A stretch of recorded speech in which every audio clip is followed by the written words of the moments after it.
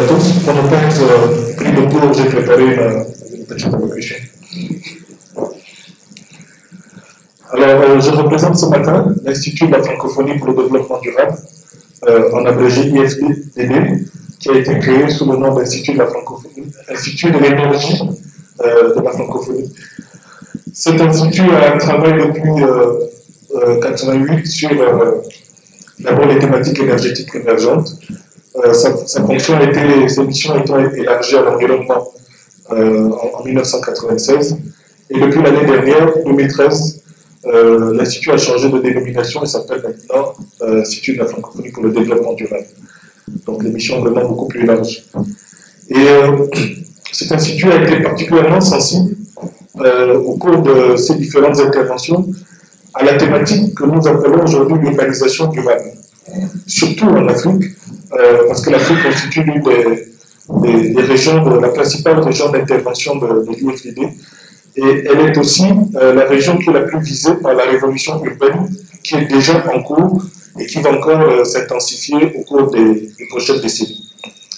C'est donc à cet effet que l'Institut avait lancé dès 2012, en partenariat avec l'association Énergie 2050, un programme que nous avons intitulé Initiative de la francophonie pour des villes durables.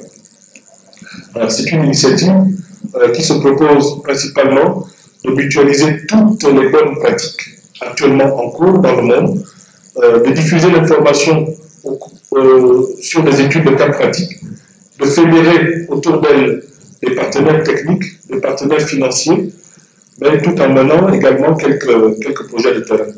Et c'est exactement ce que nous avons commencé à faire. C'est une initiative qui se veut résolument opérationnelle. Donc c'est dans ce sens que, pour la rendre opérationnelle, l'initiative a commencé par lancer cette formation, la formation des professionnels du secteur de l'aménagement urbain, de la construction et du bâtiment au défi de la transition énergétique. Et vous êtes aujourd'hui les participants à la 3e promotion. Cette formation, comme on l'a déjà dit, se fait en partenariat avec l'École africaine des métiers de l'architecture et de l'urbanisme,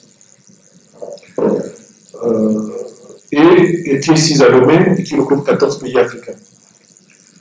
Alors, l'initiative de la francophonie pour les villes durables mène également, en partenariat avec l'Union économique et monétaire ouest-africaine, un certain nombre de projets qui sont des projets concrets, notamment le projet d'étiquetage énergétique des appareils électroménagers et un projet de code énergétique des bâtiments dans l'espace UMOA. Nous aurons l'occasion d'en reparler au cours de cette matinée. On travaille également sur un projet, toujours en partenariat avec pas l'UMOA seulement, mais également la banque de l'UMOA, qui est la Banque ouest-africaine de développement. On travaille sur un projet de remplacement progressif des chauffe-eau électriques par des chauffe-eau solaires pour les pays de l'Afrique de l'Ouest. C'est un vaste programme qui est encore en maturation. Mais l'initiative de la francophonie pour les villes durables se veut également, et surtout, elle se veut prospective. C'est donc à ce titre que l'IFDD a participé pour la première fois au Forum urbain mondial qui s'est tenu à Medellín en Colombie au cours du mois d'avril dernier. Au cours de ce forum, l'IFDD a tenu 2 réunions de concertation francophone et au cours de ces réunions, les représentants des pays francophones qui étaient là ont fortement exhorté l'Institut à reproduire ce type de rencontre à cause de l'intérêt manifeste de ce genre d'initiative. Nous avons également signé avec ONU Habitat un protocole d'accord pour travailler sur des thématiques liées à l'urbanisation, à la construction durable, lors d'un atelier régional de la CEDEAO qui s'est tenu à Dakar au mois de septembre dernier. Et nous avons proposé, en partenariat avec ONU Habitat, un projet de résolution sur l'urbanisation et la construction durable, projet de résolution qui devra être porté par le gouvernement sénégalais pour pouvoir être intégré à la déclaration finale du sommet des chefs d'État et de gouvernement de la francophonie, qui aura également lieu à Dakar à la fin du mois de novembre 2014.